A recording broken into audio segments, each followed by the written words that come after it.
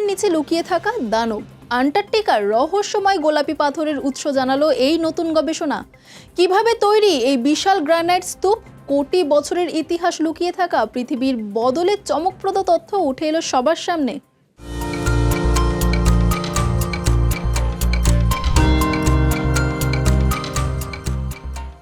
বরফে ঢাকা অ্যান্টার্কটিকার নিচে লুকিয়ে থাকা এক বিশাল রহস্যের খোঁজ মিলল সাম্প্রতিক গবেষণায়। বহু বছর ধরে বিজ্ঞানীদের ভাবিয়ে তোলা গোলাপি রঙের অদ্ভুত পাথরের উৎস অবশেষে জানা গিয়েছে।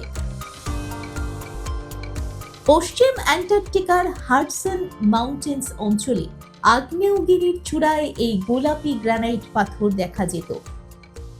আশপাশের পরিবেশের সঙ্গে এর কোনো মিল ছিল না, ফলে কিভাবে এই পাথর সেখানে এলো তা নিয়ে প্রশ্ন ছিল। ব্রিটিশ অ্যান্টার্কটিক সার্ভের গবেষকরা এই রহস্যের সমাধান করেন। তারা প্রথমে পাথরের নমুনা পরীক্ষা করে দেখেন এগুলির বয়স প্রায় 17 কোটি বছর, অর্থাৎ জুরাসিক যুগের সময়। এরপর আকাশ থেকে বিশেষ যন্ত্রের সাহায্যে মাধ্যাকর্ষণ শক্তি বিশ্লেষণ করে তারা একটি বড় তথ্য পান।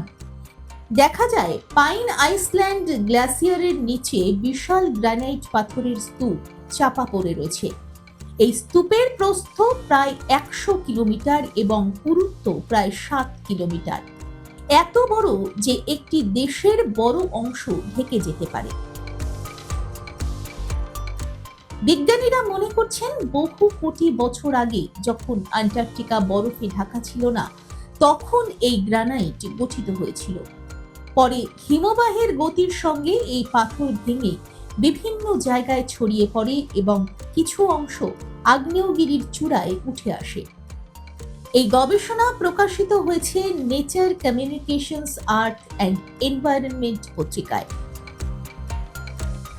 বিশেষজ্ঞদের মতে এই আবিষ্কার পৃথিবীর অতীত পরিবেশ ও ভূগঠনের পরিবর্তন বুঝতে গুরুত্বপূর্ণ তথ্য দেবে। একসময় সবুজ বন ও প্রাণীতে ভরা এই অঞ্চল আজ সম্পূর্ণ বরফে ঢাকা।